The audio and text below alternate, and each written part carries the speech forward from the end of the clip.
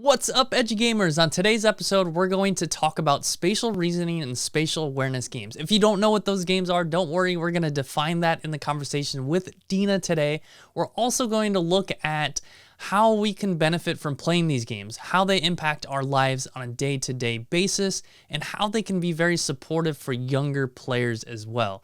So join us on today's videocast episode of Board Gaming with Education. Let's jump in.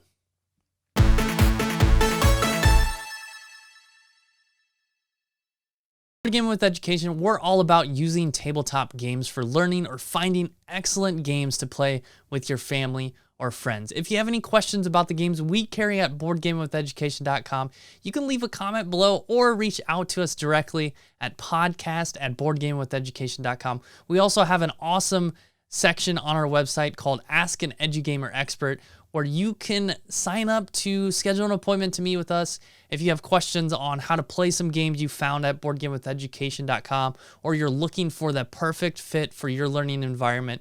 You can reach out to us there as well. All right, let's get into the conversation with Dina.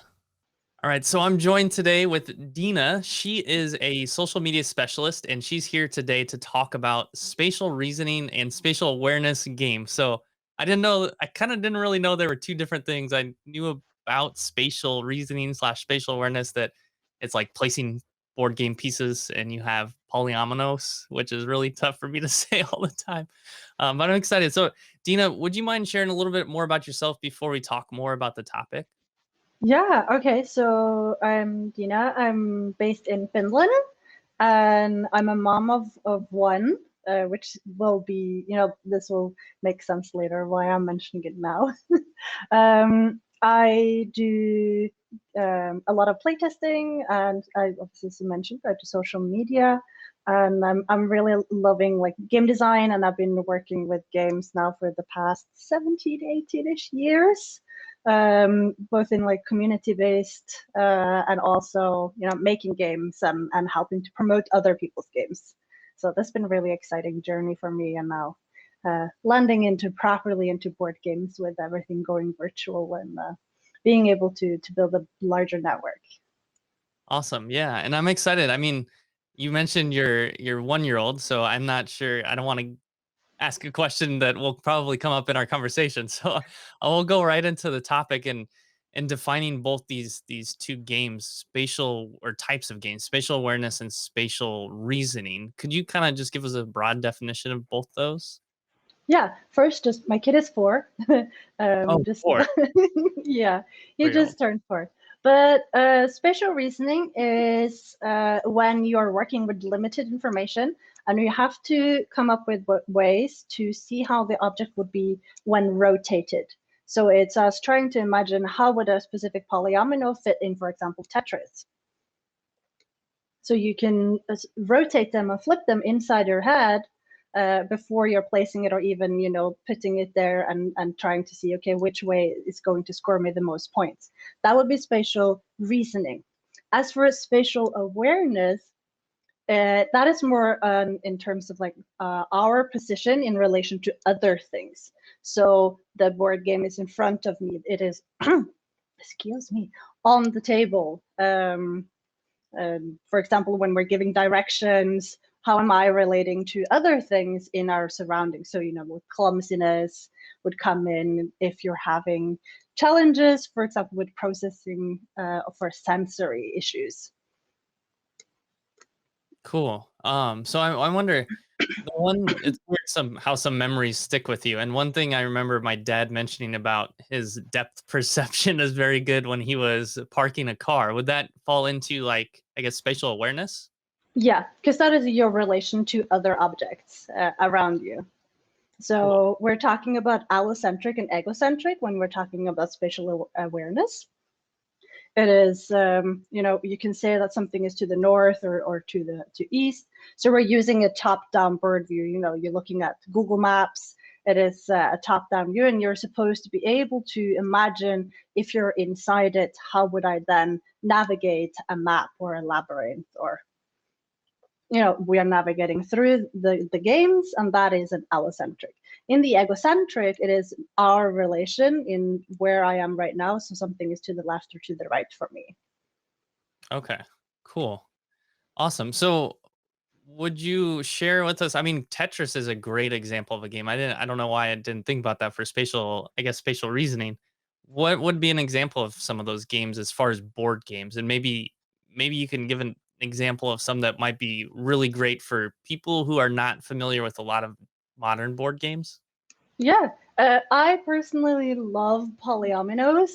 And for me, with my own challenges, because I have ADHD, so I have some sensory processing issues. So for me, working with spatial reasoning and games has been really helpful for me in order to improve my own skills. For example, I can't do a tangram for the life of me. I see the shapes and I can't put them actually together, and I can't even imagine how they're supposed to be put together. So I work with games in order to improve this thing, because it helps also on other aspects in life. For example, because I am really bored, because I'm struggling with the reasoning part. I'm also struggling with geometry. Can X amount of books fit into a bookshelf, or well, like how can I best organize my board gaming collection inside the Kallax? Like I can't do that. I have to actually put them in and see, does it actually fit. I can't just imagine it. For a lot of people, they will be able to imagine it. But games that helps with this would be like blockers, which is really entry level friendly, and Blocus. I asked on Twitter earlier today, people had like, what is your favorite games which would support this topic? And they mentioned like Twerkle and Tsuro, for example, where you're trying to have like a little dragon going through the maps, and you have tiles that changing the journey through it. Yeah, Patchwork was mentioned, Azul, it's another great one, and Sagrada. These things can be really good for this. Yeah, there's so many, and I know a lot of games. Maybe that's not the main mechanic, but some games employ part of that as mechanic. I'm thinking of oh my gosh, what's the designer? Ooh, Rosenberg? Is that the designer that the Feast of Odin? Yeah, Right? I Yeah, and have you're like, almost all of his games yeah, you're like for this adding particular reason. the like pieces onto the ship in your like field. I've only played it a couple times, but it's all like resource management, but then also you're trying to fit it into your ship by placing the polyominoes onto the right Yeah. space. And also he has, like Indian Summer, which is my favorite of his games. Because I just really like how the tiles are looking and how the placement is working, and the scoring just kind of makes sense to me. And my kid, who is 4, will play this with me, and he thinks Oh, it's cool. amazing. So that's been one of the things that we work together, because I don't want him to struggle with the same thing that I do, and also, build a better future for him and all that. Since I am a Montessori parent, I try to find ways to make learning things, in terms of like, kind of like homeschooling, more fun and engaging for both of us.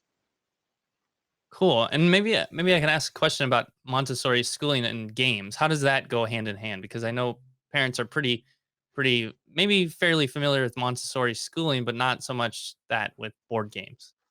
Yeah. So we're when as he has been growing up, my kid, been looking at what he finds interesting and what engages him the most, and then providing him with the opportunity to do just that. And for him, it's always been playing games. He loves playing games. He comes home from kindergarten and he's all like, "Mommy, mommy, I want to play Zero." And then he will pull out the game from the shelf and we will play it. So I just make sure that the games that we have support something that can be able to use, so he can learn something from them.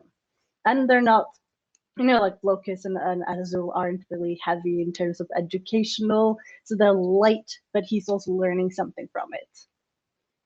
Really cool. So why? I mean, you mentioned some tie-ins to the real world in your experience. Can you talk a little bit more of why it is important to play some of these types of games and how that helps with real world interactions? Yeah. So obviously, with special things you have, it helps you with your movements and being able to locate yourself and be better to read maps, for example. And it can help you just with sentence and grammar structure later to have a really good spatial awareness and reasoning. Mathematics comes in as a big one, understanding like key concepts in terms of the spatial reasoning for geometry and arranging numbers and sorting things, and also, just like the sequences of how things can happen. And being able to manipulate sequences and creating your own sequences is like the basics of just understanding mathematical concepts. Cool. So, and I'm wondering because I'm terrible at these types of games, like really bad. I think maybe I just don't have the patience, or I don't know. I just don't. Yeah, I'm probably similar to you where I have to put it there and figure out does it fit, and if it fits, then I'm good to go. But I can't do it like in my head. If a game includes something where I have to like look in my head and kind of like you mentioned, move around and kind of flip around in my chair to make sure this piece, like flip it upside down to make sure it all works. If it includes that, I'm not very good at those games. So I'm wondering, would it be beneficial for me to continue to play these games, or maybe is there a connection to how this might benefit me outside of playing? Yeah, absolutely. For me, like I started with these games also while teaching my kid, realizing that this is something I'm struggling with. But for me, it's more about like odd shapes. So like triangles or hexagons are more difficult for me than the Tetris ones because I've practiced so much now. Okay. So I'm noticing with myself that I'm getting better as I'm playing these games with my kid, and I'm finding more and more increasingly difficult ones of these type of games, just to see like how far can we both push it and how far can I push it. Like how much have I actually learned from and not quite understanding like how can I win a game of Locust to being able to be people who have played it a lot longer than me, and so yeah. And when I was moving into my new place here just like 7 months ago, me trying to arrange on all the furnitures went a lot easier than when I moved for myself for the first time when I was 14 and trying to fit all the furniture in, because now I've had all this practice and I was able to see it in action, like how much I've actually learned because I've been playing and focusing on teaching myself and others around me how this is actually affecting our lives. That's cool, and that's a good story because it reminds me of like the office I'm in, and I've arranged it. This is the third, fourth time maybe I've arranged it because I have to like put it all in place and figure out if it works. And I sit with it for a little bit, and it's gotten more efficient every time. Like I'm better at using the space every time I do rearrange it. But yeah, that's really cool. So, and I liked your connection with in education, the zone of proximal development. It's like that area where you just push yourself far enough to learn, where it's not too difficult and not too easy for you, where you're Mm. progressing your ability to learn something. And I wonder, do you have any tips or ideas for how parents and educators could use these types of games in their learning environment or at home? You mentioned with your 4-year-old, how did you start? How did you start doing that? Oh, that's a great question. Yeah, obviously, for me, the key part with Montessori is to observe the child and really see how they're interacting with things to find something that can captivate their interest as well as something that they're wanting to stick with. Because the key pillar with Montessori is really, like the child will show you and will tell you through their mannerism what they want and what they need. So by looking at what he's wanting to do in terms of like the challenges that he gives himself when he's bored, I can be able to like anticipate what I should be able to provide him of other obstacles. And one of the things is, he's really clumsy and he wants to climb and not quite sure, as all small kids, they're not quite sure where they are in the allocentric or even in the egocentric. They bump into things, and I can relate to that. I do that too. With my hearing disability, one of the things that it very often affects is my balance. So I bump into things, and being able to also challenge myself with these games, I found that I'm bumped less because I am able to better adjust to the distances in terms of the egocentric view for the spatial awareness. Cool. Yeah, I'm trying to think back when I was a kid if I maybe just didn't play a lot of these types of games.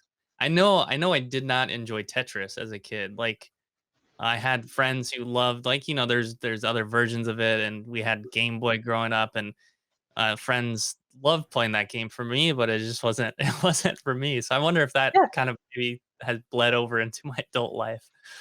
So there are sensitive periods for every human in their lives where learning is interesting, where you're kind of having to capture them within the specific times in order Mm, for them to be interested in it. So knowing a lot about the development of the child and also us as adults, because we will go through phases where things are interesting and not interesting, and knowing how that function can help you be able to know exactly when to introduce these kind of things.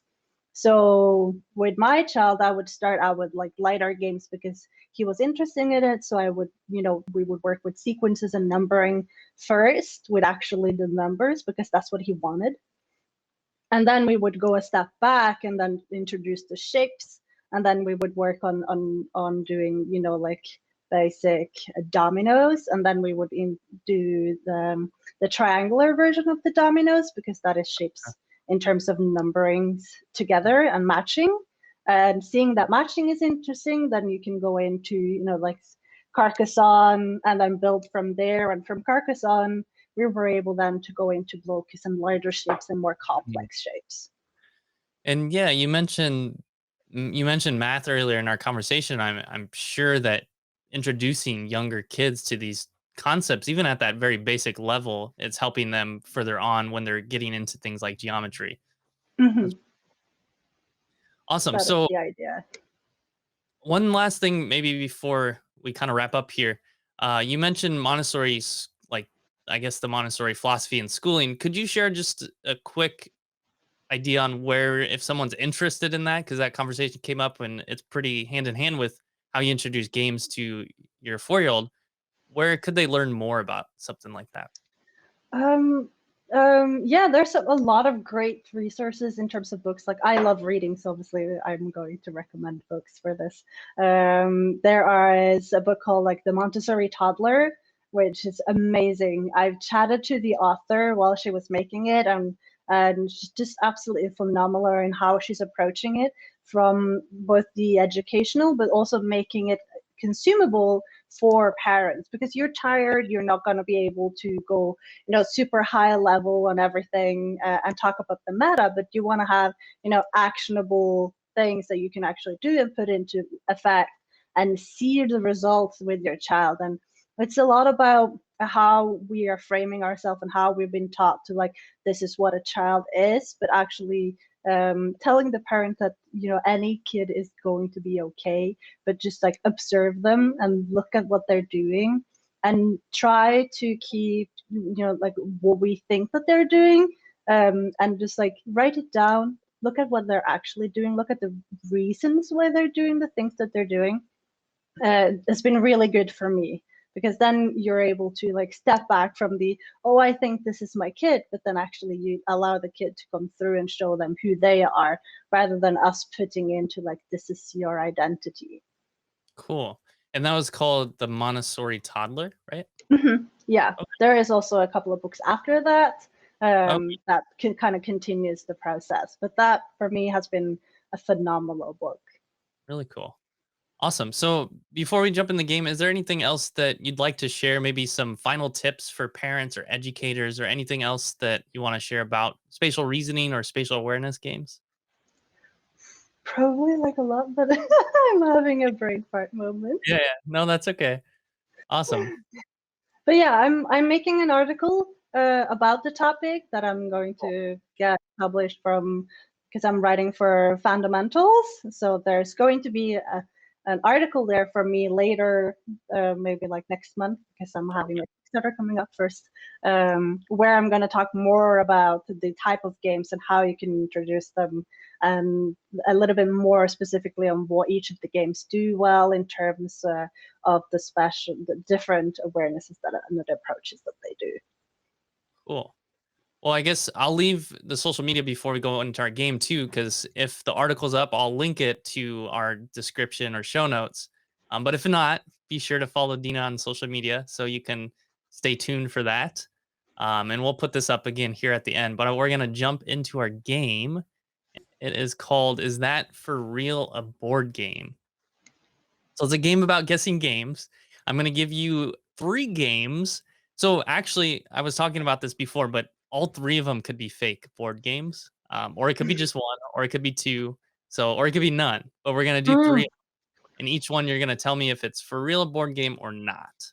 Oh wow, it could be All right. any. Yeah, it could be any. So we'll see. I mean, I'm experimenting with different games on the show. Sometimes, like we played Wits and Wagers. I know I need to change some rules for that, but this one I think works well. So barbers is the first one. In barbers, you and a partner face the Sunday rush as new barbers, giving customers all the cuts and shaves they need, while preventing the pesky old barber of the neighborhood from stealing your customers from right under your nose. Barbers is a dice drafting action selection game for 1 or 2 players.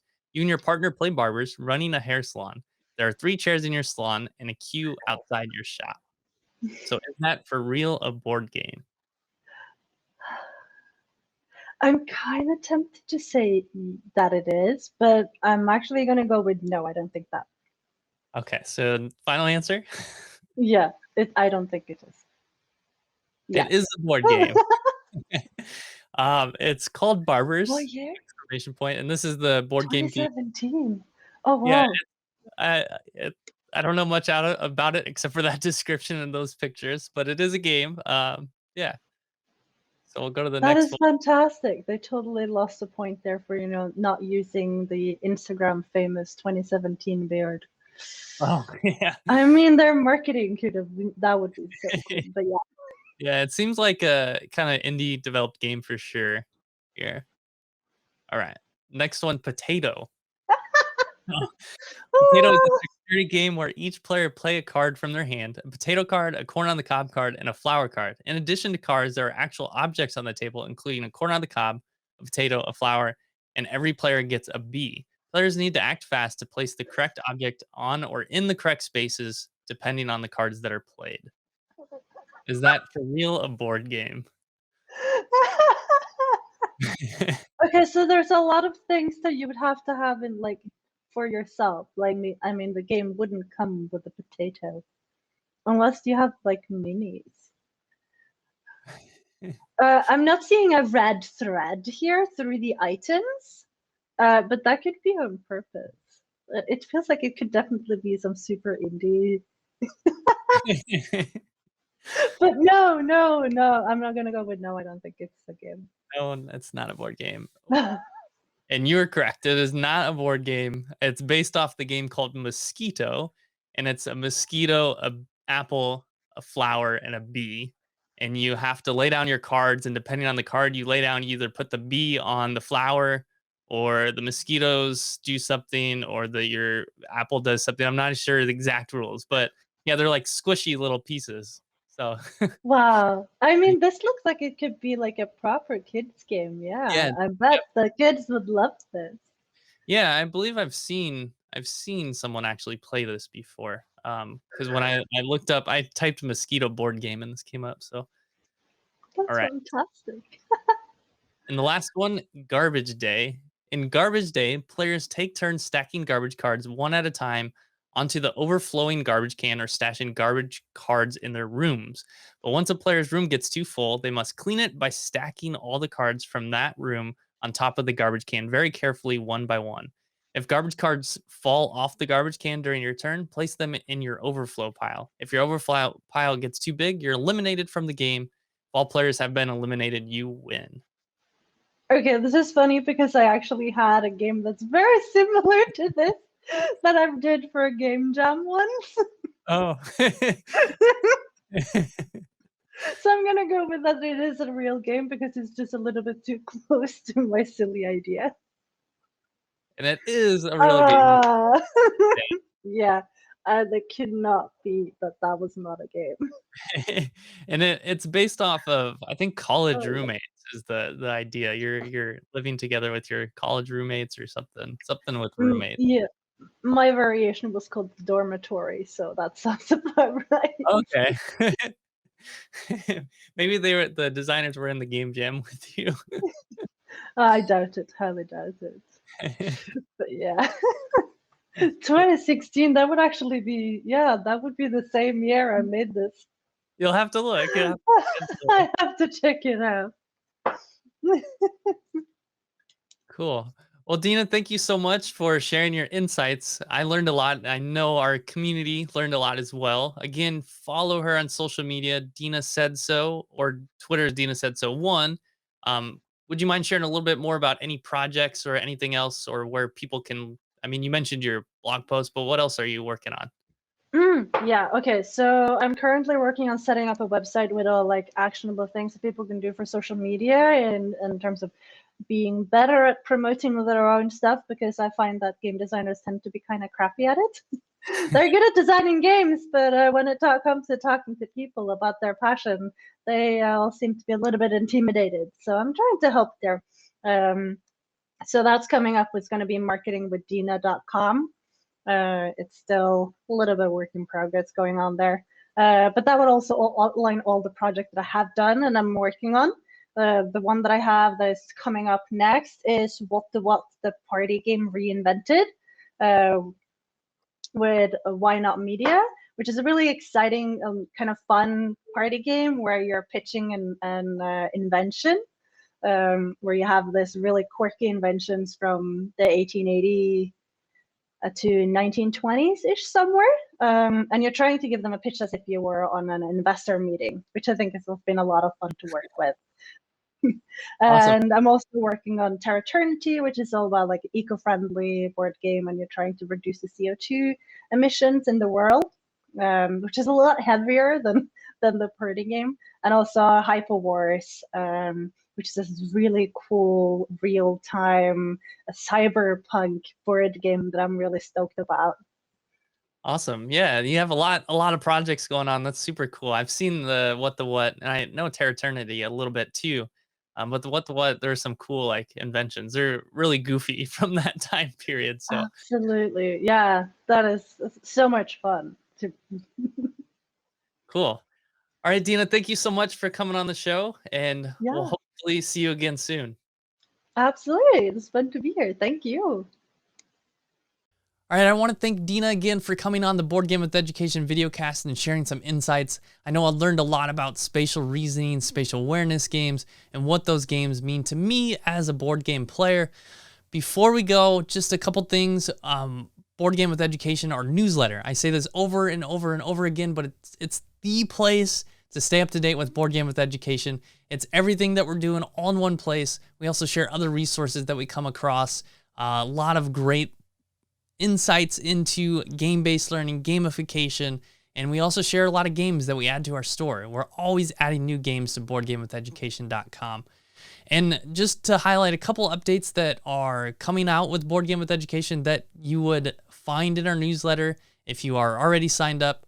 If not, I want to share them with you now. One is our board game crate. So that is something where you can sign up to receive these board game quote unquote crates, but they're really just a box of board games.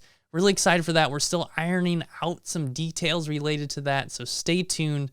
You'll see that if you go to boardgamewitheducation.com. When we do launch it, it will be right there on the front page. Also, we're expanding our resources and we're opening it up to the community. Still working on how that's going to look, and if you are interested and want to join us on this journey, send me an email, podcast@boardgamewitheducation.com. All right, so until next time, we'll be back with another episode next Monday.